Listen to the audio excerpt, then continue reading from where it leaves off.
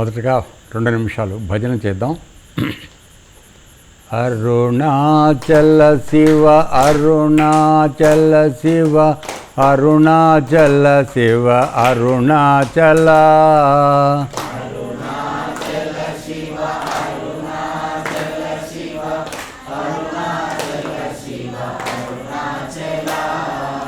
అరుణాచల శివ అరుణాచల శివ అరుణాచల శివ అరుణాచల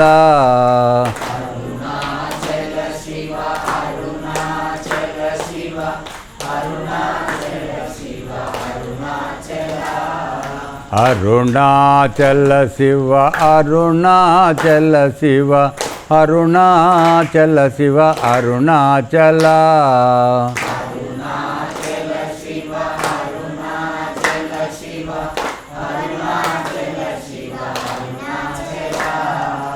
అరుణాచల శివ అరుణాచల శివ అరుణాచల శివ అరుణాచల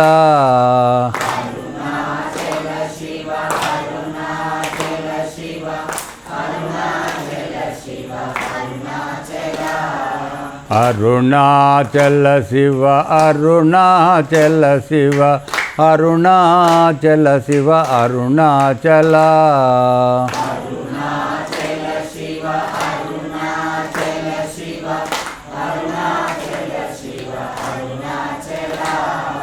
ఏతత్సర్వం శ్రీరమణార్పణమస్తు. మనం ఈరోజు రమణులు చెప్పిన కథలో యోగ వాసిష్టానికి సంబంధించిన కథల్లో ఈరోజు శుక్రాచార్యుడు గురించినటువంటి కథ 16 నంబర్ కథ ఈరోజు మనం చూస్తున్నాం. అది మొదలు పెడుతున్నాను. శుక్రాచార్యుడు యొక్క చరిత్ర చాలా విచిత్రమైంది. సమాధిలో ఉన్నవాడు ఉన్నట్లే ఉండి శరీరం శిథిలమైందని తెలియకుండా ఎన్నో జన్మలెత్తి కడకొక బ్రాహ్మణుడై పుట్టి మేరుగిరిపైన తపస్సు చేస్తూ ఉంటే తండ్రి భృగువు యముడు స్థూల శరీరంతోనే వెళ్ళి ప్రబోధిస్తే ఆ శుక్రుడు వారిద్దరితో కలిసి వచ్చి ఆ శరీరంలో ఈ శరీరం చూసినట్లు యముని ఆజ్ఞ వల్ల తిరిగి మొదటి శరీరంలోనే ప్రవేశించినట్లు చెప్పారు అంటూ శుక్రుని కథ సెలవిచ్చారు భగవాన్ల వారు.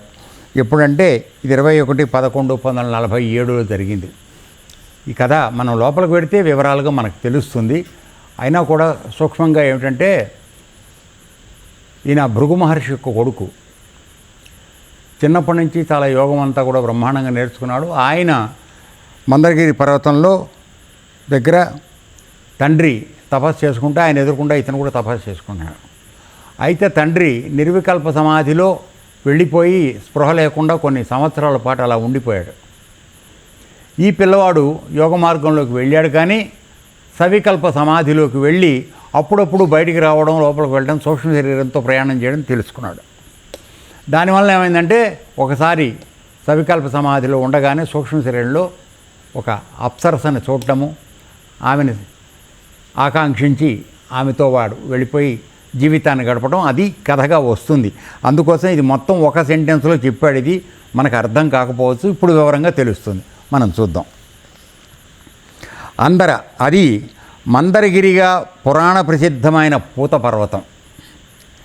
ఇది మనం పాత దీనిలోకి వెళ్ళేటట్లయితే ఈ మందరగిరి పర్వతాన్ని కవ్వంగా చేసుకుని దేవతలు రాక్షసులు వాసుకి పాముని తాడుగా కట్టి మందరగిరిని సముద్ర మథనం చేసినప్పుడు అందులోంచి మొట్టమొదట్లో హాలాహలము, తర్వాత అమృతము, లక్ష్మీదేవి, ఐరావతము, ఇవన్నీ కూడా శంకు, ఇవన్నీ కూడా జన్మించడం జరిగింది. సో అటువంటి పర్వతం అన్నమాట ఇది. కృతయుగంలో ఈ గిరినే కవ్వం చేసి దేవదానవులు క్షీరసాగరాన్ని మధించారు అమృతం కోసం. ఈ గిరి తాపసులకు పుట్టినిల్లు, విహారభూమి, ఆశ్రయం, ఆశ్రమం. చూడండి ఎంత చక్కని మాట పడిందో. సాగర మదనంలో ఉద్భవించిన విషం అమృతాల ప్రభావం ఇప్పటికీ ఈ పర్వతం మీద సుస్పష్టం. విషం ఇక్కడ వసించే తాపసులకు సంసారం మీద విద్వేష రూపంలోనూ, అంటే అక్కడ విషం అమృతం రెండు వచ్చినాయి కదా చిలికినప్పుడు ఆ పర్వతం మీద. సో అక్కడ వచ్చినటువంటి ఆ విషం యొక్క తాలూకు ఏమిటి దాని ప్రభావం అంటే, ఎవరైతే తపస్సు చేసుకుంటున్నారో వాళ్ళకి ఈ సంసారం అనేది ఒక విషంగా తోచేటువంటి అనుభవాన్ని ఇచ్చేటువంటి మహాగిరి పర్వతం అది. అయితే అమృతం అమృత స్థితి అయిన బ్రహ్మనిష్ట యందు ప్రీతిగాను గోచరిస్తుంది. అంటే ఎవరైతే బ్రహ్మజ్ఞానాన్ని తెలుసుకుంటూ ఆ బ్రహ్మ యొక్క పరిస్థితిని ఆస్వాదిస్తూ దాని యందు లయించిపోతున్నాడో వాడికి అమృతంలాగా తోస్తుంది. ఎందుకంటే వాడు అమృతమయుడు అయిపోతాడు కనుక. ఓకే, విష్ణు భగవానుడే కచ్చప రూపి అయి, అంటే మన తాబేలు రూపమై దీనిని నెత్తిని ఎక్కించుకున్నాడంటే దీని ప్రభావం మనం గ్రహించవచ్చు ఆయన ఆధారంగా. ఎందుకంటే మందరగిరిని సముద్రంలో పెట్టినప్పుడు అది గిరిపర్వతం దిగిపోవడం మొదలైంది. కఫం చిలకడానికి అది స్థలంగా నిలబడితే కదా చేయడానికి. అప్పుడు విష్ణుమూర్తిని ప్రార్థిస్తే ఆయన వచ్చి కూర్మావతారం వేసి దాని కింద కూర్చుంటే దాని మీద ఈ కొండ నిలబడింది. అప్పుడు దాన్ని వాసుకి పాముతో తిప్పి చేశారు. సో దానిలోంచి వెలువడినటువంటి, చూడండి విష్ణుమూర్తి ఆ విధంగా సహాయం చేస్తే దానిలోంచి వచ్చినటువంటి హాలాహలం అనగా విషాన్ని మింగి గొంతులో పెట్టుకుని శివుడు లోకాలకి హితం చేశాడు. అది ఓకే. ఈ గిరి పార్శ్వంలో ఒక వటవృక్షం ఉంది. అది ఒక వనమై భాషిస్తుంది. అది ఎంత పెద్దదంటే అది ఒక పెద్ద అరణ్యంలాగా ఉంటుంది. దాని విశాలమైన మానులు ఇంటి కప్పుల వలె ఆచ్ఛాదన ఇస్తాయి. అంటే దాని ఒక కొమ్మే మన ఇల్లంతా ఉంటుందన్నమాట, అంత పెద్దది. అది చాలా పురాతనమైంది కదా. అక్కడ ఒక పొదరింటిలో ముని భృగువు సుదీర్ఘమైన నిర్వికల్పనిష్టలో ఒడలు మరిచి ఉన్నాడు.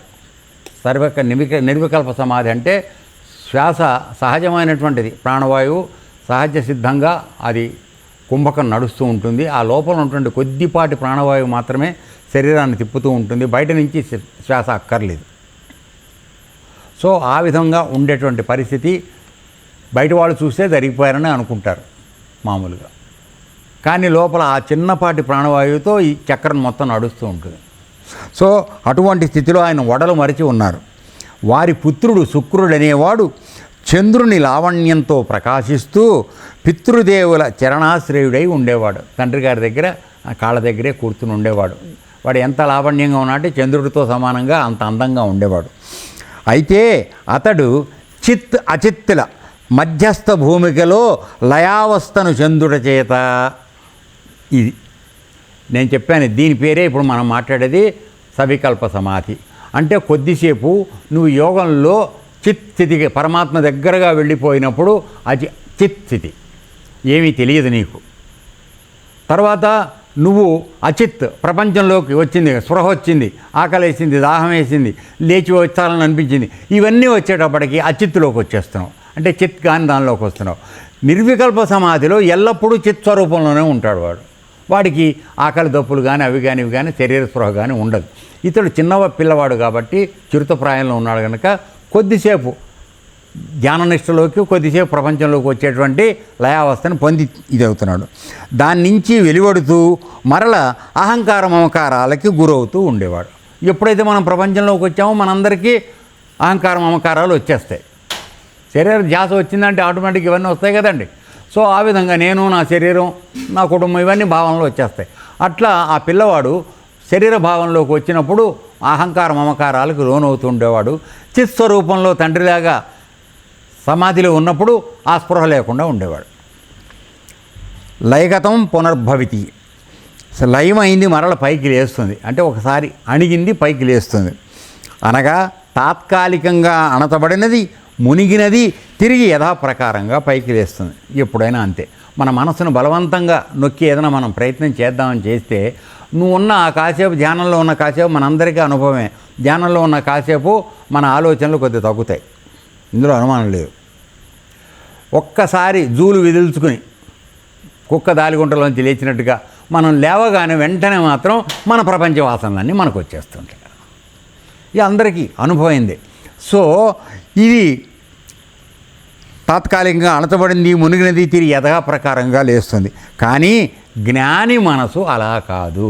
తండ్రి జ్ఞాని, ఆయనకి ఎల్లప్పుడూ మనసులో అటువంటి వికారాలు వచ్చే అవకాశం లేదు. మనస్సు ఎప్పుడూ పరమాత్మతో లయమై ఉంటుంది కాబట్టి అతడి ప్రాపంచ వాసనలు అతను ఏ విధంగానూ ప్రభావితం చెయ్యలేవు. అది గుర్తు. సో నోమృతం అదో. అయితే జ్ఞాని విషయం ఎలా కాదంటున్నాడు? నోమృతం అంటే ఒకసారి మరణించింది, తిరిగి బతికే అవకాశం లేదు. అతనిలో మనసు అనేది మరణించింది. మరణించడం అంటే మనసే, ఇంకేం లేదు. మనసు మరణిస్తేనే నువ్వు ప్రపంచానికి దూరం అవుతావు. మనసు యాక్టివ్గా ఉన్నంతసేపు ప్రపంచానికి మనం దగ్గరగా ఉంటాం. అందుకని మామూలుగా జ్ఞానం చెప్పేవాళ్ళు అంతా ఏం చెప్తారంటే, మనసే సంసారం, మనసే దుఃఖాన్ని కలిగించేది, మనసే సుఖాన్ని చెప్పేది. మీరు ఒక్కసారి నిశ్చింతగా కనుక ఆలోచిస్తే, ఒక విషయంలో, ఒక సంఘటనలో నాకు ఈ విధంగా జరిగిందని చెప్పేది ఎవరు? నీ మనసా లేదా నీ శరీరమా? ఒకసారి ఆలోచించుకోండి. మీరు గురువుగారు కోపపడ్డాడు కదా అనుకుందాం, మీ అందరికీ అదే కదా అలవాటు. సో గురువుగారు కోపపడ్డాడు అన్నప్పుడు వెంటనే రియాక్ట్ అయ్యేది ఏది? నీ శరీరమా నీ మనసా? అనవసరంగా తెచ్చాడు అని కోపం వస్తుంది. లేదు వాడు మంచి స్థితిలో ఉన్నాడు అనుకో, ఒరే నా మంచి కోసమే చెప్పాడు రా అని అనుకుంటాడు. ఆ రెండు చెప్తోంది మనసే, అది నేను చెప్పేది. సో ఇక్కడ జ్ఞాని విషయంలో నోమృతం, ఆయన అసలు చచ్చిపోయింది, వాడి మనసు అనేది చచ్చిపోయింది, లేదు అక్కడ. కాబట్టి కోపము లేదు, ప్రేమ లేదు, అహంకారం లేదు, ఇది లేదు, ఏమీ లేవు. అంతా నాలోనే జరుగుతోందనేటువంటి ఒక విశ్వాసంలో జీవిస్తూ ఉంటాడు. సో మరణించింది అలా కాదు, తిరిగి లేవదు, నేనున్నానని అనదు. కాబట్టి అట్టి లీనస్థితి కాదు శుక్రుడిది. తండ్రి లీనస్థితి అంటే బ్రహ్మంలో లీనమైపోయాడు ఆయన. కాబట్టి ఆయనకి ఇవి లేవు, తిరిగి రావటం అది. వీడు బయటకు వస్తున్నాడు కనుక వీడికి కాసేపు అహంకారం మమకారాలు వస్తున్నాయి. మనందరూ ఇప్పుడు మన ఆశ్రమంలో యోగం చేస్తున్న వాళ్ళందరికీ కూడా ఈ స్థితి అనుభవమే. మన యోగంలో ఉన్నంత కాసేపు మాత్రం చక్కగా ఆ పరమాత్మ స్వరూపం దీనిలో ఆనందంగా ఉంటాం. బయటకు రాగానే ఆటోమేటిక్గా మన యొక్క ఇది మనసు మళ్ళీ బయటకు వచ్చేస్తుంది. సో అది ఒకనాడు అతడు అలాగే లయావస్థలో ఉండగానే తన చిత్తాకాశంలో ఒక సుందరాంగిని చూశాడు. సో మనస్సు సూక్ష్మంగా వెళ్ళిపోయినప్పుడు ఎన్నో తెలుస్తూ ఉంటాయి. సో అక్కడ ఒక అందరమైన ఆవిడ కనపడింది. ఆమె రూపలావణ్యాలకు వికలచిత్తుడై ఆమె ఆసూకిని తెలియగోరి ఏకాగ్రతతో మనసులోనే శోధించగా ఆమె స్వర్గలోకపు అప్సరస కాంతగా కాంచాడు. అంటే ఏమిటి? కనపడగానే దృష్టి దాని మీదకి వెళ్ళిపోయాడు. ఏకాగ్రతను అంటే అత్యంత సూక్ష్మమైనటువంటి మనసును నువ్వు పెడితే అది ఎక్కడికైనా వెళ్ళిపోగలదు, దానికి ఉన్న శక్తి అది. ఆ విధంగానే మన యోగులు ఋషులు మనకు సూర్యమండలం ఎంత దూరంలో ఉంది, చంద్రమండలం ఎంత దూరంలో ఉంది, ఏ గ్రహాలు ఏ విధంగా ఉన్నాయి, అవన్నీ మన టెలిస్కోపులు ఏమీ లేనప్పుడే చెప్పారు. కేవలం మనసు యొక్క అత్యంత సూక్ష్మమైనటువంటి సూక్ష్మాతి సూక్ష్మమైన స్థితిలో దాన్ని ప్రయాణం చేస్తే అది విశ్వంలో ఎక్కడికైనా వెళ్ళిపోగలదు. అంత శక్తి ఆ మనస్సుకున్నది. అంటే అది పరమాత్మ స్వరూపంలోకి వెళ్ళిపోవాలి, అప్పుడే ఆ శక్తి అనంతమైన శక్తి వస్తుంది. సరే, ఇక్కడ వీడు ఏం చేశాడు? ఆ అమ్మాయి ఎవరో తెలుసుకోవడానికి తన యొక్క ఏకాగ్రతని వాడాడు. సో అప్సరస కాంత అని తెలుసుకున్నాడు, స్వర్గలోకంలో ఉంటుందని.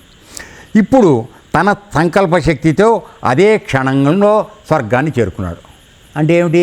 దేంతో వెళ్ళాడు? స్థూల శరీరంతో వెళ్ళాడా? సూక్ష్మ శరీరంతో వెళ్ళాడా? సూక్ష్మ శరీరంతో వెళ్ళాడు. అర్థమైందా? మనసుతో కదరా నాన్న చూశాడని చెప్పింది. ఇదే మనసు అంటే సూక్ష్మ శరీరం. సో దీంతో పాటు వెళ్ళిపోయాడు. ఎక్కడికి? ఇంద్రలోకానికి వెళ్ళిపోయాడు. ఇంద్రుడు ఆయనకి ఆదరపూర్వకంగా ఆహ్వానించాడు. ఎందుకని? వీడు సూక్ష్మ శరీరంతో వచ్చాడంటే చాలా యోగ్యత కలిగిన వాడు కాబట్టి వాడు మర్యాదకు అర్హుడని వాడిని ఆదరపూర్వకంగా పిలిచాడు. అందరూ వెళ్ళలేరు కదా. స్వర్గసీమలో విహరిస్తుండగా తాను లయావస్థలో కాంచిన అందాల రాశిని చూశాడు. సరే, ఒకరోజు ఆవిడ కనపడింది. ఎవరినైతే వీడు చూశాడో, ఎవరి కోసం అయితే ఇక్కడికి వచ్చాడో, ఆమె వచ్చి తనను మునిపుత్రునికి సమర్పించుకుంది. అంటే ఇద్దరి మధ్య బాంధవ్యం ఏర్పడింది. కల్పవృక్ష నీడలో వారిద్దరూ ఏ ఆటంకం లేకుండా 8 చతుర్యుగాలు, అంటే 4 యుగాలు కలిస్తే మహాయుగం అంటారు. ఏమండి? అట్లాంటివి 8 మహాయుగాలు అంటే ఎన్నవుతుంది? ఒక మహాయుగం అంటేనే దాదాపుగా 43,22,20,000 సంవత్సరాలు ఎంతో వస్తుంది. 43,20,000 సంవత్సరాలు ఒక మహాయుగం అంటే. మన కలియుగం వయస్సు 4,32,000 సంవత్సరాలు. సో దీనిది 12 లక్షలు ద్వాపర యుగం, దానిది 16-18 లక్షలు, దానిది అట్లా మొత్తం 3 రెట్లు అవుతూ పెడతాయి. వెళ్ళినప్పుడు మొత్తం కలిపి 43,20,000 సంవత్సరాలు ఎంత అవుతుంది ఒక యుగం, ఒక మహాయుగం. అటువంటి 8 మహాయుగాలు. సో మీరు లెక్కేసుకోండి. అంటే సంసారంలో ఎంత రుచి ఉంటుందో దానిలో తగులుకున్న వాడికి తెలుస్తుంది కదా. రైట్.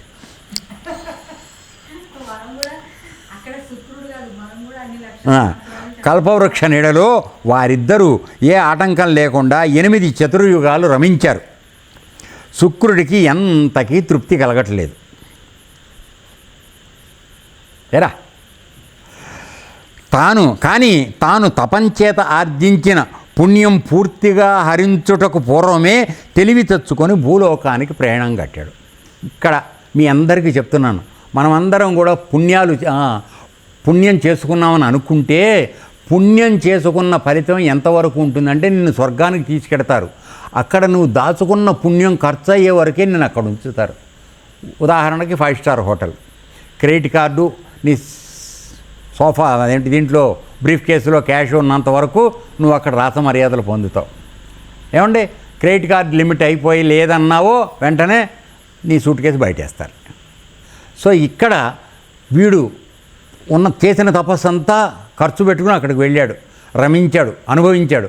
అయిపోతోందని తెలిసింది, ఇక మన అకౌంట్ క్లోజ్ అవుతోందని ఏం చేశాడు? వెంటనే భూలోకానికి ప్రయాణం వెళ్ళాడు. ఇప్పుడు భూలోకానికి రావాలంటే సూక్ష్మ శరీరం, స్థూల శరీరమా విమానం వేసుకు రావడానికి?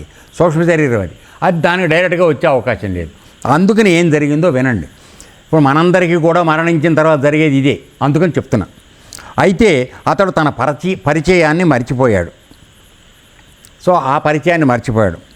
అతని జీవాత్మ సోముని కిరణాలతో కలిసి హిమబిందువులై వరిచేనుపై వర్షించగా ధాన్యంగా మారింది. మీ అందరికీ చెప్పానా, మళ్ళీ మనం పునర్జన్మ ఎత్తాలంటే మొట్టమొదటగా స్వర్గలోకానికి వెళ్ళు, ఎక్కడికన్నా వెళ్ళు, నువ్వు మొట్టమొదట్లో చంద్రలోకానికి రావాలి, చంద్రమండలానికి. చంద్రమండలానికి వచ్చినప్పుడు అక్కడి నుంచి కురిసేటువంటి వాన చినుకుల ద్వారా నీవు భూమి మీద పడాలి.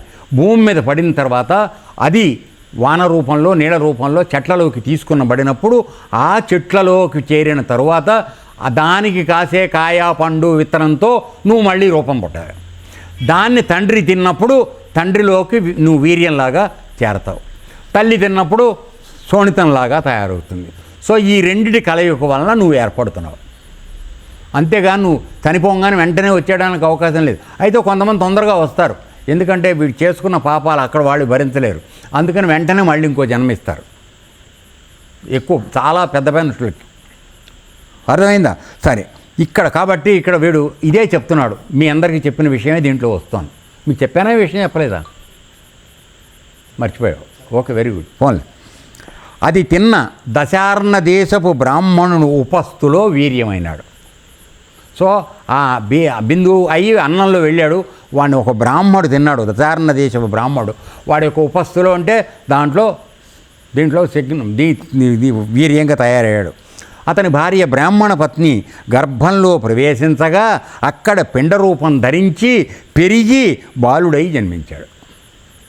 సో మనం జన్మెత్తినా ఇదే ప్రాసెస్, ఇందులో అనుమానం లేదు, గుర్తుపెట్టుకోండి. కాకపోతే మనం మానవ జన్మకు వచ్చేటువంటి అవకాశం ఉంటే సుమా, ఇప్పుడు ఈ వచ్చిన మానవ జన్మను దుర్వినియోగం చేసుకుని చెయ్యకూడని పనులు, తినకూడని తిని, చెయ్యకూడని అబద్ధాలు ఇవన్నీ చేసుకుంటూ వెడితే మళ్ళీ మనకు మానవ జన్మ రాదు.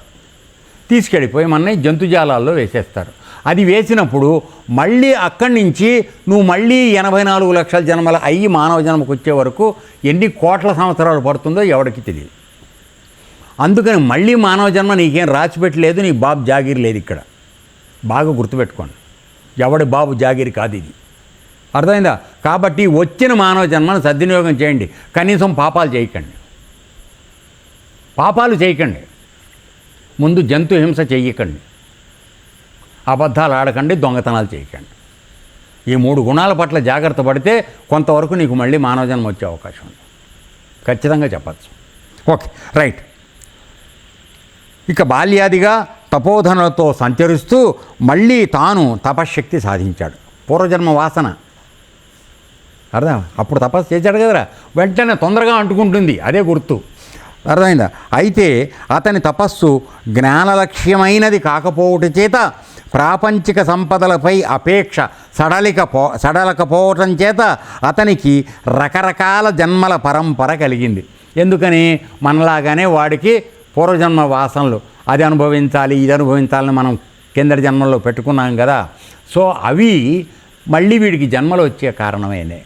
మనమైనా అంతే, బాగా ఎస్టేట్ కావాలనో లేదా 10 కోట్లు కావాలనో కోరికలో చచ్చిపోయామనుకో, ఆ 10 కోట్లు రావడానికి కావాల్సిన చోటుకి నీకు జన్మ వస్తుంది, ఏం అనుమానం లేదు. ఆ 10 కోట్లు వచ్చిన తర్వాత అది 100 కోట్లు అవ్వాలని అక్కడ కోరుకుంటావు మళ్ళీ నువ్వు. సో అప్పుడు ఏమవుతుందంటే ఎప్పటికీ నువ్వు భగవంతుడు దూరం అయిపోతావు. అది అర్థమైంది. వీడికి ఇప్పుడు అదే జరిగింది. ఓకే. సో ప్రాపంచిక సంపదల మీద వాడికి ఆపేక్ష పోలా, అందువల్ల ఏమైంది మళ్ళీ జన్మకు వచ్చాడు. సో మనందరికీ కూడా జరుగుతున్నది అదే. మనం ఈ జన్మకు వచ్చే ముందుగా కొన్ని జన్మల ముందుగా మనం ఎన్నో చేసుకున్నటువంటి కర్మల పరంపర మన వెనకాల వస్తుంది. దానికోసమే అన్నమయ్య చెప్పేది, పండెను ఎడమ పాపపురాసి అండను కుడిని పుణ్యపురాసి కొండలు నడోమ త్రిగుణరాశి కొండలు నడోమ త్రిగుణరాశి ఇవి నిండకుడు చోటకు నిలుకడ ఏది నారాయణ నీ నామమెగతీక కోరికలు మాకు కొనసాగుటకు నారాయణ నారాయణ. చూడండి, మనం వచ్చేటప్పుడే ఖచ్చితంగా మనం చేసిన పాప పనులన్నీ మన ఎడం భుజం మీద ఉన్నాయి. ఈ జన్మకు వచ్చేటప్పుడు చేసిన మంచి పనులన్నీ కుడం భుజం మీద ఉన్నాయి. ఈ 2 కొండలు పెట్టుకున్నాం. ఇది కాకుండా ఇప్పుడు ఈ జన్మకు వచ్చాక మళ్ళీ 3 గుణాలతో పుట్టాం మనం, సత్వరజస్తమో గుణాలు. వీటితో కొన్ని కర్మలు చేస్తున్నాం, అవి మంచి అవ్వచ్చు చెడ్డ అవ్వచ్చు. సో వీటి కుప్ప కూడా మళ్ళీ కొత్త కుప్పకు చేరుతోంది, 3వ కుప్ప. ఈ 3 కుప్పలు అనుభవించడానికి నిండ కుడుచుటకు నిలకడ ఏది ఉన్న ఆయుర్దాయం సరిపోట్ల. అందుకని ఏమవుతుంది, మధ్యలో బక్కెడ దన్నేస్తున్నాం. బక్కెడ దన్నేస్తే ఏమవుతుంది, తీరకుండా ఉండిపోయిన కోరికలు అన్నీ కూడా మళ్ళీ వచ్చే జన్మకి ఎడంబోధం మీద అవి కుడిబోధం మీద ఇవి పెట్టుకుని మళ్ళీ వస్తున్నాం. సో ఈ చక్రం నడుస్తూనే ఉంది. శుక్రాచార్యుల వారికి జరిగింది మనందరికీ జరుగుతోంది. కానీ వాడు అదృష్టవంతుడు ఏమిటంటే ప్రతిసారి అని వస్తాయి, వాడు ఏ జన్మలు ఇచ్చాడో అన్నీ వస్తాయి. ప్రతిసారి వాడు మానవ జన్మ రాల, అది కూడా చెప్తున్నాను. చూడండి, ఇది ఖాయంగా మనందరికీ జరుగుతుంది. మేము చెప్తున్నాం చెవుకుని ఇల్లు కట్టుకుని, ఎవ్వరు విని పట్టించుకోవట్లేదు. దానివల్ల స్పృహ కలగట్లేదు ఎవరికి దాని పట్ల. తప్పు చెయ్యొద్దు అని చెప్తున్నాం. ఎందుకంటే ఇదిగో జరిగేది ఏదో చూద్దరు. కానీ ఈ కథ చాలా ఇంపార్టెంట్ వాళ్ళ.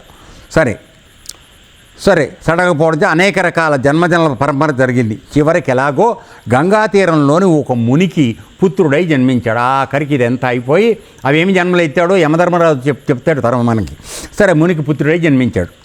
ఇదిలా ఉండగా మందరగిరి పైన భృగు సన్నిధిలో శుక్రుని దేహం ప్రాణోత్క్రమణం కాగా నిర్జీవంగా పడుంది. వీడి సూక్ష్మ శరీరంతో వెళ్ళిపోయాడు కదా, తండ్రి దగ్గర స్థూల శరీరం వదిలేశాడు, అది కుళ్ళిపోతుంది. కానీ భృగు సాన్నిధ్య ప్రభావం చేత, అంటే తండ్రి చుట్టూ అగ్ని నడుస్తోంది. ఆయన దీనిలో ఉన్నాడు, సమాధిలో ఉన్నాడు. ఆ అగ్నిలోకి ఎవరు ప్రవేశించలేక ఏం చేశారు, ఆ నిర్జీవ దేహాన్ని విలయం చేసేందుకు ఏ శక్తికి ధైర్యం చాలలేదు. ఆ శరీరాన్ని ఎవరు ముట్టుకోవడానికి భయపడి ఊరుకున్నారు. ఎందుకని ఆయన తండ్రి అక్కడ కూర్చుని దీర్ఘమైనటువంటి తపస్సమాధిలో ఉన్నాడు. సో కొంతకాలానికి భృగువు కన్నులు తెరిచి చూడగా కీటక నిలయంగా మారిన తన తనయుని తనువును చూశాడు. మొత్తం పురుగులు తింటున్నాయి, నాశనం మాత్రం కాల. అది చూసేప్పటికి తండ్రిగా కోపం వచ్చింది. వీడు శరీరంతోనే ఉన్నాడు కదా, వెళ్ళాడు బ్రహ్మలోకంలోకి, చక్కగా బ్రహ్మ జ్ఞానంలోకి. కానీ ఉన్నది సశరీరంగా ఉన్నప్పుడు నీకు ఆటోమేటిక్గా ఇంద్రియాల ప్రభావం వస్తుంది, మనసు, చిత్తం, బుద్ధి, ఇవన్నిటితో అన్ని గుణాలు మనకు వస్తాయి. కోపం, అహంకారం అవన్నీ వస్తాయి. అర్థమైందా? సో కారణం తెలుసుకోకుండా రౌద్రం పూని యమదేవతని శపించబోనాడు. ఎరా ఎవడు నా కొడుకుని చంపింది? ఇదే నా కొడుకుని చంపుతారా? ఎవడనుకున్నావు నేను అని మీసం తిప్పి అది చేసే పని చేయడం మొదలెట్టాడు. చేతిలోకి కమండలోంచి నీళ్లు తీసుకున్నాడు.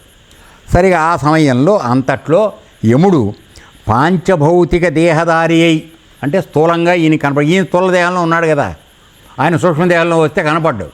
అందుకని ఈయన కూడా పాంచభౌతిక దేహ రూపంలో షణ్ముఖుడై 6 ముఖాలతో వెలిగిపోతూ వివిధ ఆయుధాలతో కూడిన 6 చేతులు కలవాడై గొప్ప పటాటోపాన్ని ప్రదర్శించే గణ సమూహాలతో ఆవిర్భవించాడు. మునిని శాంతింపచేస్తూ ఇలా అన్నాడు. బ్రహ్మాండంగా చూపించాడు.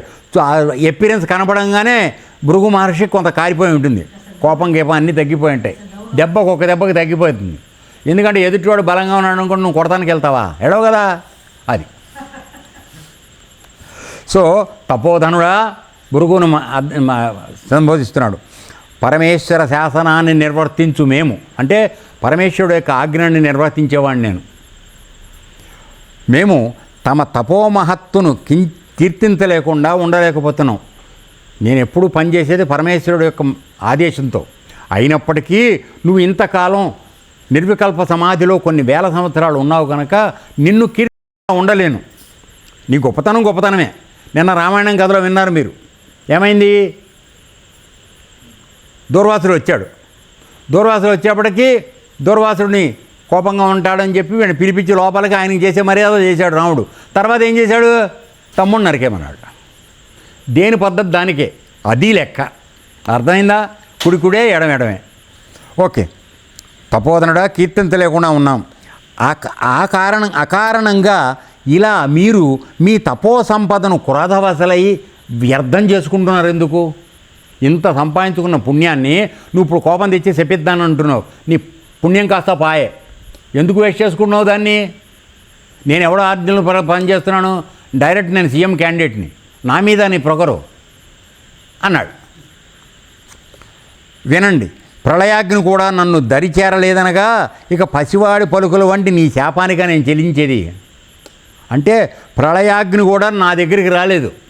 అంటే సృష్టి మొత్తం లయించిపోయేటప్పుడు ప్రళయాగ్ని వస్తుంది. నీళ్ళలో దాగి ఉండేటువంటి బడబాగ్ని అంటారు దాన్ని.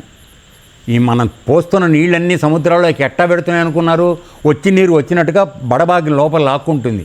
అందుకని సముద్రం ఇప్పుడు గడి దాటి అవతలకు రాదు. లేకపోతే ఇన్ని నదుల్లోంచి వెళ్ళి నీళ్ళని పడితే ఏమవ్వాలండి? ఉప్పొంగిపోవాలి అది.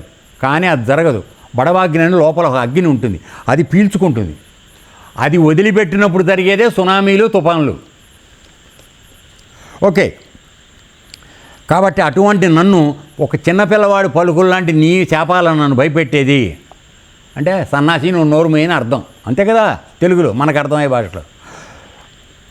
కల్పకల్పానికి నేను నమిలి మింగే బ్రహ్మ విష్ణు రుద్రుల సంఖ్యకు అంతే లేదయ్యా. అంటే ఒక కల్పం అయిపోయినప్పుడు బ్రహ్మ విష్ణు రుద్రుడు వీళ్ళు ముగ్గురు మారుతూ ఉంటారు డ్యూటీలు. మారినప్పుడు ఒక్కొక్కడిని నేను మింగేస్తూ ఉంటా, అంటే వాళ్ళు చచ్చిపోతారని అర్థం. అట్లాంటివి ఎంతమంది నవ్వలేనో నాకు గుర్తులేదు. నువ్వు వచ్చి ఇప్పుడు నన్ను చేస్తున్నావా? ఏనుగు ఎలిక కథలాగా అది. ఓకే, నా దంశ్ర కరారాలను అణువు నుంచి బ్రహ్మాండం దాకా ఏదీ తప్పించుకోలేదు సుమా.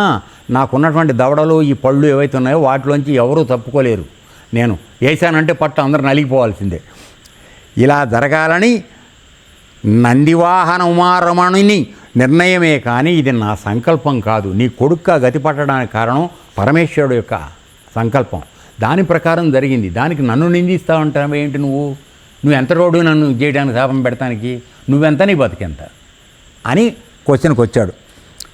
పరమశివ శాసనం నిరంకుశమైనది, ఎదురు లేనిది, నిలిచేది, ఎప్పుడు ఉండేది అని చెప్పాడు. ఇక నీపై వాత్సల్యం చేతనేనయ్యా నేను ఇక్కడికి వచ్చింది. ఇంత నువ్వు ఏం చేయలేవని తెలిసినా నేను నీ దగ్గరికి ఎందుకు వచ్చానో తెలుసా?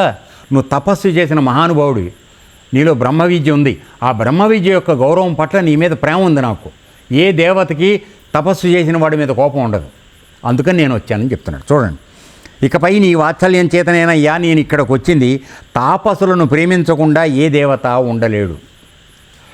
వారిలోని కొద్దిపాటి అవకోణాలను సహిస్తాడు. అంటే చిన్న చిన్న తప్పులు చేస్తే వాళ్ళు తపస్సు చేశాడు కనుక వాడిని సహిస్తాం. అంటే ఇప్పుడు నువ్వు శపించబోయావు కదా, నీ తప్పు సహిస్తున్నాను నేను. ఎందుకని? నువ్వు తపస్సు చేసావు కనుక. విను ఇక. ఏంటంటే మెత్తగా రుద్దుతున్నాడు, చంప కొడుతున్నాడు, మెత్తగా రుద్దుతున్నాడు, చంప కొడుతున్నాడు. అది ఓకే. ఇక విను. నీ కఠోర దీర్ఘ తపస్సు చేత గొప్ప పుణ్యాన్ని శక్తులను సంపాదించావు, కానీ జ్ఞానాన్ని పొందలేకపోయావు. అసలు ఇంత తపస్సు చేసిన తర్వాత నీకు కలగాల్సిందేంటి? జ్ఞానం. ఇక్కడ మా దగ్గర కూడా దీనికి ఆహారకు వచ్చేసి వెళ్ళిపోయారు, జ్ఞానం రాలా. సంపాదించారు యోగం నేర్చుకుని, కానీ అసలు రావాల్సిన జ్ఞానం రాలా. అది ఓకే. అది పొందే వరకు నీకంటే ఘనుడు నాలాంటి వాడు ఉంటూనే ఉంటాడు. అంటే నువ్వు ఎప్పటికీ నాకన్నా చిన్నవాడివి, నీకెందుకని జ్ఞానం లేదు కనుక. జ్ఞానం ఉంది కనుక నాకు నేను ఎప్పుడు నీకన్నా గొప్ప అని. కాబట్టి నువ్వు కిందగా ఉంటావు, నేను పైగా ఉంటానని చెప్పి ఎంత దెబ్బ కొడుతున్నాడు చూడండి. పొందాక నీకు అభిమానం లేని కారణంగా నీకు వ్యక్తిత్వం ఉండదు, కాబట్టి ఇతరాన్ని చూడవు.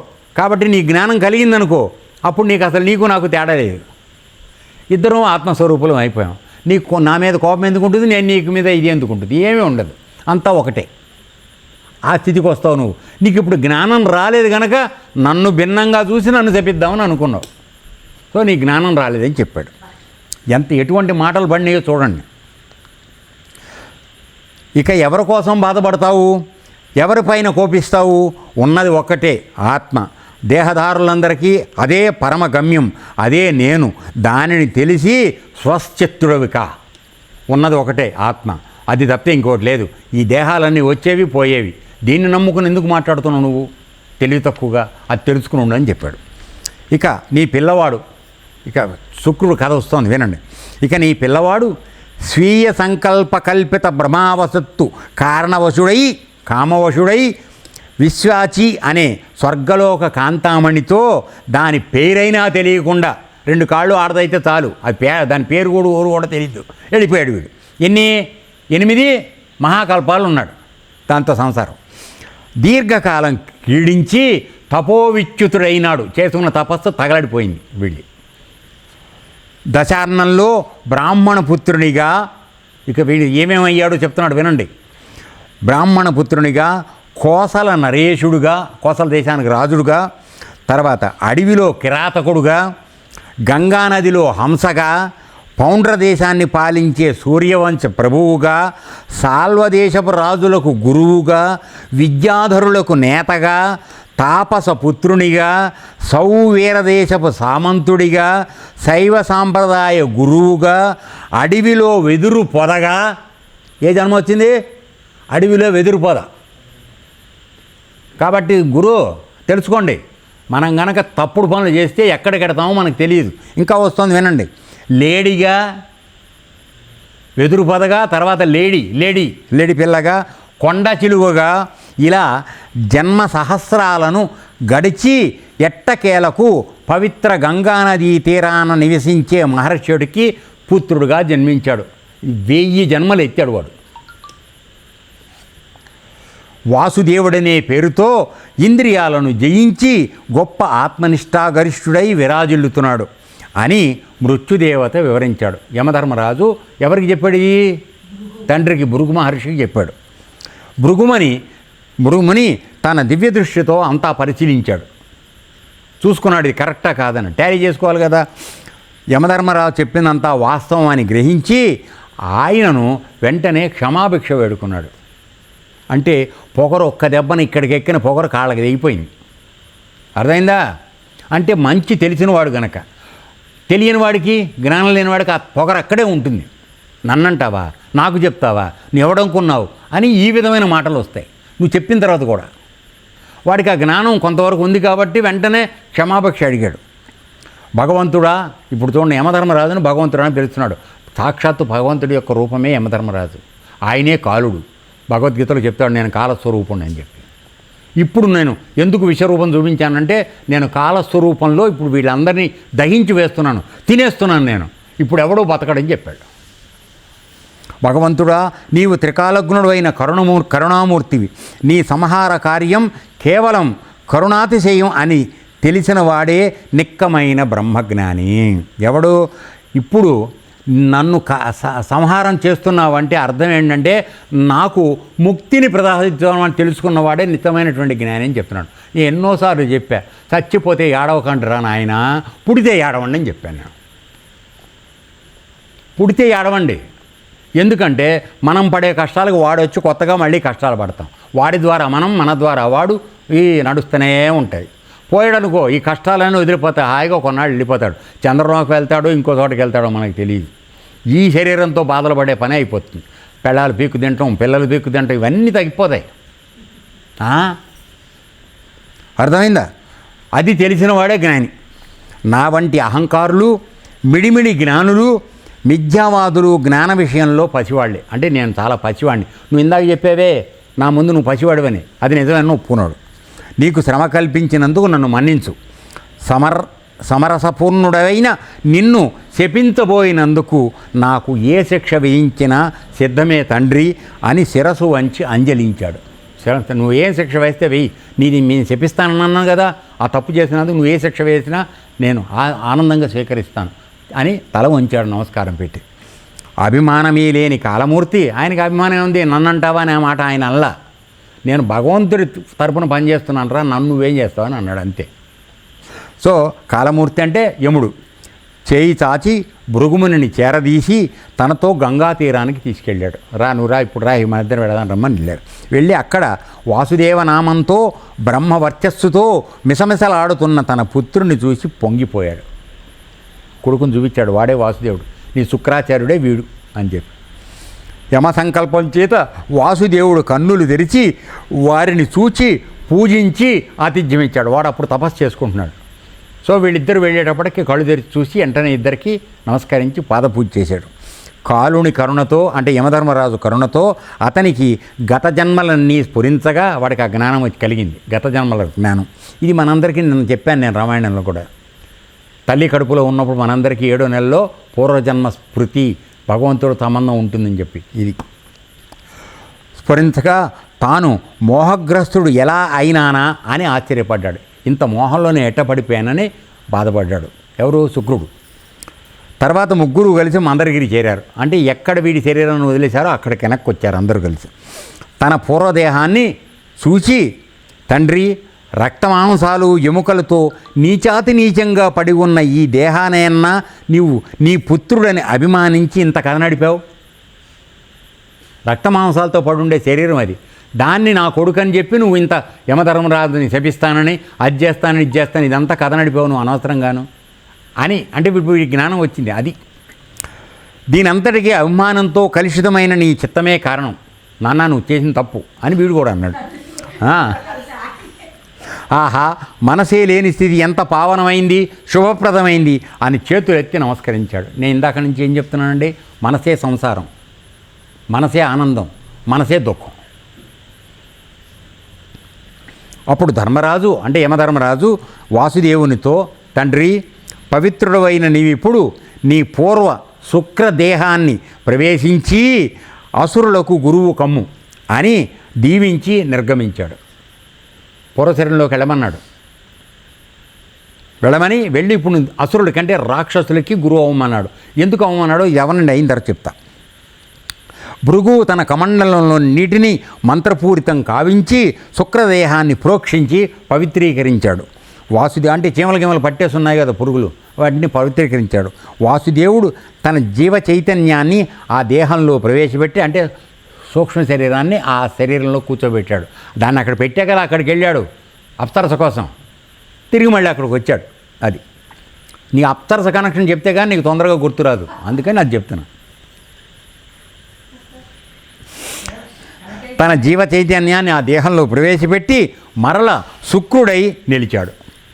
తండ్రి పాదాలకు సభక్తికంగా నమస్కరించగా భృగువు అతని మూర్ధాన్ని, అంటే తలని, ఈత్యాన్ని ముద్దాడి కౌగులించుకున్నాడు. ఇద్దరూ జీవన్ముక్తులై ప్రకాశిస్తూ పరోపకారార్థం ఇదం శరీరం అన్న వాక్కు ప్రకారం ఈశ్వరాజ్ఞను నెరవేరుస్తూ జీవించారు. సో ఇక్కడ మేమందరికీ చెప్పేది ఇదే. ఆశ్రమానికి వస్తున్నారు, మీరు మంచితనం కావాలనుకుంటున్నారు, మీ నుండి సంఘానికి, తోటి ప్రజలకి, తోటి ప్రాణులకి ఏమి సేవ జరుగుతుందా అని ఆలోచించుకోవటమే మీరు చేయవలసిన పని. దానికోసమే అత్యంత ఉత్కృష్టమైనటువంటి ఈ మానవ జన్మ మనందరికీ ఇవ్వబడింది. ప్రపంచాన్ని దోచుకోవడానికి, తినడానికి కాదు, నీ తెలివితేటలను దుర్వినియోగం చేయడానికి కాదు. దయచేసి ఈ విషయం గుర్తుపెట్టుకోండి. ఎంతవరకు అయితే అంతవరకు నీతో సహాయం చెయ్యి. ఇంకొక ప్రాణికి కనీసం హింస చెయ్యకు. నువ్వు సహాయం చేస్తే చెయ్యవు, లేక చేయకపోతే మానేసావు. ఒక దారిని పోతున్న దాన్ని చంపి లేకపోతే తిని కోసుకుని నీకేదో గతి లేనట్టు, ఆహారం లేనట్టు ఎందుకు వాటిని చంపి తింటారు? ఎనలేని పాపం మూట కట్టుకుంటున్నారు. మీ జన్మ తర్వాత ఏమవుతుందో ఎవరికి తెలియదు. ఇదిగో వాడి చూశారు కదా మీరు, వెదురు పుట్ట, తర్వాత లేడీ, జింక, పాము. అర్థమైందన్నా? ఎక్కడికి పెడతామో మనకు తెలియదు. ఒకసారి మనం ఆ కిందకు పడిపోతే అక్కడి నుంచి మళ్ళీ మానవ జన్మకు రావడానికి కొన్ని కోట్ల సంవత్సరాలు పడతాయి. అన్ని జన్మలు ఎత్తాలి. నువ్వు కింద పడిపోతే నువ్వు పైకి రాలేవు. పైన దాన్ని కాపాడుకుంటేనే నీ గొప్పతనం. అందుకని కనీసం మేమేం చెప్తున్నామంటే పాపం చెయ్యకండి, వీలైనంత పుణ్యం చేయండి, కనీసం మళ్ళీ మానవ జన్మకు వస్తారు. మా గురువులు కాదు, ఇంకో పెద్ద గురువు ఎక్కడి దగ్గర వెళ్ళి బాగుపడండి. ఇక్కడ మేము మీకు సరిగా చెప్పలేకపోతున్నాం కదా, అందుకని చెప్పి ఇంకా మంచి గురువు దగ్గరికి వెళ్ళి మంచి విద్య నేర్చుకోండి. మళ్ళీ మానవ జన్మకు రండి. యమధర్మరాజు మళ్ళీ మానవ జన్మ ఇస్తాడు మీకు. ఆ విధంగా సద్వినియోగం చేయండి. ఇకపోతే ఈ వీడికి రాక్షసులకి గురువు కమ్మని ఎందుకు చెప్పాడు? ఇంత జ్ఞానం వీడికి కలిగింది కదా, అయినా కూడా ఎందుకు చెప్పాడంటే వాడి మూల అంశలో వాడికి ఆ కోరికల పట్ల ఉన్నటువంటి ఆ బీజం ఇంకా పూర్తిగా లయించల. కోరికలు ఎవరికి ఉంటాయిరా? రాక్షసులుగా ఉంటాయి. బ్రహ్మజ్ఞానం తెలిసిన వాడికి ఉండదని చెప్తున్నాం కదా. సో వీడికి పూర్తి బ్రహ్మజ్ఞానం రాలేదు. యోగం నేర్చుకున్నాడు, అన్నీ వచ్చినాయి. కానీ వాడి అంశ అంటే ఏమిటి? వాడి యొక్క స్థితి, పట్టుదల లేక వాడి యొక్క శ్రద్ధ దేనిందంటే వాటిలోంచి అనుభవించాలనేటువంటి శ్రద్ధ మూలంలో అలా ఉన్నది వాడి దగ్గర త్రిగుణాలలో. అర్థమైందా? శ్రద్ధాత్రయ విభాగంలో వాడి శ్రద్ధ ఆ విధంగా ఉంది. అందువల్ల వాడిని రాక్షసులకు గురువు కమ్మన్నాడు. రాక్షసులు గురువు కమ్మంటంలో ఇంకొక రహస్యం కూడా ఉంది. వీడికన్నా అధ్వాన్నమైన స్థితిలో ఉన్నారు కదా రాక్షసులు, వీళ్ళని కొంతమందినన్నా బాగు చేయమన్నాడు గురుగారు. మమ్మల్ని ఇక్కడ ఆశ్రయం పెట్టమన్నట్టుగా. అర్థమైందా? అది ఓకే. ఈ విధంగా అయిపోయిందా టైం? ఇంకా 5 నిమిషాలు ఉందా? సరే, ఓకే, రైట్. సో ఇక్కడ ఈ కథలో మనందరికీ ఏమిటి అర్థం అవుతోంది అని ఆలోచించేటట్లయితే, మానవ జన్మకు వచ్చిన తరువాత మనం ఖచ్చితంగా మన లోపల ఉన్నటువంటి పరమాత్మని తెలుసుకోవటమే మన యొక్క ప్రథమ కర్తవ్యము. దానికి తగినటువంటి పని ఏమిటి అంటే 2-3 రకాలైనటువంటి పనులు ఉన్నాయి. ఒకటి, నీకు చేతనైనంత వరకు ఇతరులకు సహాయం చేయి, పరోపకారార్థం ఇదం శరీరం. తర్వాత రెండోది, ఎవరిని హింసించకు. హింస అనేది శారీరకంగా కావచ్చు, మానసికంగా కావచ్చు. శారీరకంగా అంటే మనం జంతువులను చంపేస్తున్నాం. మానసికంగా అనుకుంటే ఎవడో నమ్మి దోస్తానికి వచ్చాడు జంపన, వాడు నమ్మించి 2 లక్షలు మోసేసావు. ఏమైంది? నువ్వు చేసింది హింసే. తర్వాత వాడు ఎవరికి చెప్పుకోలేడు. నువ్వేమో పెద్ద ఎండి గారికి దగ్గర వాడివి, నీ మీద కేసు పెట్టలేడు, నేను పోలీసులకు పట్టించలేడు. కాబట్టి లోపల కుమిలి ఏడుస్తాడు. వాడు ఏడ్చిన ఏడుపు ఎక్కడికి పోదు నాన్న, అది గుర్తుపెట్టుకో. అది నిన్ను కొట్టే దెబ్బకి నువ్వు ఎక్కడికి ఎడతావో తర్వాత తెలియదు. సో హింస అనేది 2 రకాలుగా జరుగుతుంది, శారీరకంగాను మానసికంగాను. మానసికమైనటువంటి హింస ఎక్కువ ప్రమాదకరం. శారీరక హింస, ఇప్పుడు సపోజ్ ఎవరో మా శ్రీనివాస్ గారు 2వ పిల్ల ఉంది, దాని పిర మీద ఒకటి వేస్తాను మాట వినకపోతే, అది శారీరక హింసే, ఒప్పుకుంటాను నేను. కానీ దాన్ని బాగు చేయడానికి వేసాను నేను, అది సరిదిద్దుకోవచ్చు. మానసిక హింస చేసామనుకోండి, అది తిరిగి రావడం కష్టం. ఎందుకంటే అది వాడి మనసులో నిక్షిప్తం అయిపోతుంది మనం చేసిన హింస. అది మన క్యారీ ఫార్వర్డ్ అవుతుంది, మన ఏదో జన్మలో అది కొట్టకుండా ఉండదు. అందుకోసమని హింస చేయవద్దు. రెండోది, పరోపకారం, సహాయం వీలైనంత సహాయం తోటి వాళ్ళకి, తోటి ప్రాణులకి. అందుకోసమే మనకు 5 రకాలైనటువంటి యజ్ఞాలు చెప్పబడినాయి. దేవతలకి, ఋషులకి, తర్వాత గురువులకి, తర్వాత మనుష్యులకి, భూతములకు, వీటన్నిటికీ అన్నదానం చేయటం. ఇవన్నీ మనం చేయలేకపోయినా ఆశ్రమంలో మీకు అన్నీ జరుగుతూనే ఉన్నాయి. ఇవన్నీ కూడా కనీసం మీ ఇంటి దగ్గరైనా ఒక గుప్పెడు అన్నం, రోజు వండిన తర్వాత తీసుకువెళ్ళి ఒక బండ మీద వేసి దండం పెట్టి రండి. దానిలో కాస్త నెయ్యో మీ దగ్గర ఉంటే, లేదో ఇంత పెరుగు చుక్కో ఏదో ఒకటి వేయండి. వేసి దాన్ని పెట్టి పక్కన కాసి నీళ్లు పోసేసి రండి, దండం పెట్టండి. దాన్ని వచ్చి తినేటువంటి జీవాలు ఏ వస్తాయో వాటన్నిటికీ నువ్వు సేవ చేసినట్టే. అది భూతబలి అంటారు, దాన్ని కాకబలి అంటారు. కాకులు, పిచ్చుకలు, తర్వాత అప్పుడప్పుడు ఎలికలు, తర్వాత చీమలు, దోమలు ఇవన్నీ వచ్చి తింటాయి. సో అన్నిటిలోనూ పరమాత్మ ఉన్నాడు, అది విశ్వసించండి. ఆ తినే అన్నిటిలోనూ పరమాత్మ ఉన్నాడు. ఆ ఏ ఒక్క ప్రాణి సంతృప్తి పడినా నీకు చెప్పలేనంత సంతోషం, పరమాత్మకు ఆనందం. ఎందుకంటే వీడు నా సృష్టిలో ఉన్నటువంటి ఇంకొక ప్రాణికి ఉపయోగపడ్డాడు కాబట్టి వీడు చేసిన మంచి పని అనేటువంటి దృక్పథం వస్తుంది. అందువలన తల్లులు మీరందరూ రోజు వండుతారు కనుక ఇంటి దగ్గర వంట చేసేటప్పుడు ఒక గుప్పెడు అన్నం బయట బండ మీద వేసి దండం పెట్టండి. అవి ఏవన్నా తినండి, మీకు అనవసరం.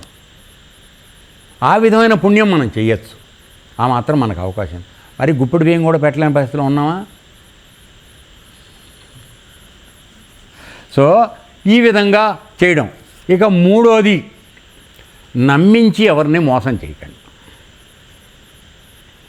అంటే నమ్మందే మోసం చేయడం ఎట్లా గురువుగారు అని అడగచ్చు నువ్వు. ఎందుకని ఎవరన్నా నమ్మితేనే కదరా మనం మోసం చేసేది. నమ్మనం వాడిని ఎడ చేస్తావు? బాగా వాడు ముళ్ళపందిలాగా ఇలా కూర్చుంటే నువ్వు మోసం ఎడ చేస్తావని చేయలేవు. అర్థమైందా? నమ్మకంగా ఉన్నప్పుడే ఎవరైనా మోసం చేయడం వీలవుతుంది. అది వాడి బలహీనత, నమ్మటం అనేది. వాడు మంచివాడు కనుక నమ్ముతాడు. కానీ అది ఆసరాగా తీసుకొని నువ్వు మోసం చేసావనుకో, మామూలుగా చేసిన మోసం కన్నా వచ్చే పాపం నమ్మించి చేసే మోసం 3 రెట్లు ఎక్కువగా బాధిస్తుంది. నేను అంటే ఉదాహరణకి మామూలుగా దొంగతనం చేసామనుకో, దొంగతనం చేస్తే సింపుల్ జైలు వేస్తారు, 3 నెలలు 2 నెలలు. మామూలు సాధారణ జైలు అంటారు దాన్ని, జైలు శిక్ష. అంటే నీకు మామూలుగా టైంకి అన్నం పెడతారు, నువ్వు పని చేసినా చేయకపోయినా కూడా. నువ్వెవరినో పీక బీసుకో, లేకపోతే గొంతు నిలువో, లేదా గొలుసులు ఆక్కునో దొంగతనం చేసావు అంటే బాధపెట్టి, అప్పుడు నీకేం చేస్తారంటే కఠిన కారాగార శిక్షణ వేస్తారు. కఠిన కారాగార శిక్ష అంటే అర్థం ఏమిటంటే, నువ్వు ఖచ్చితంగా రోజు ఇంత పని చేసి కానీ అన్నం తినడానికి వీలేదు.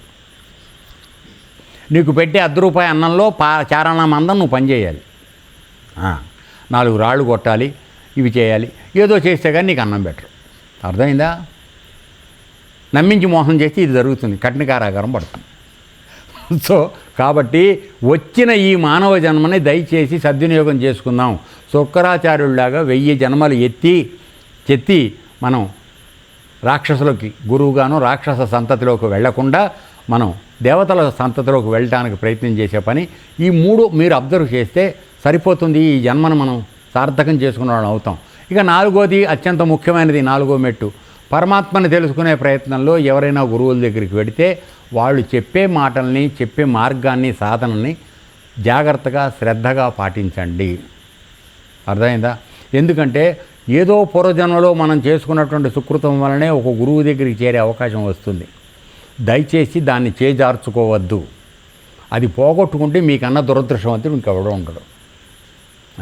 ఓకే. ఏతత్సర్వం శ్రీరమణార్పణమస్తు. ఓం తత్సత్. లోకా సమస్తా సుఖినో భవంతు.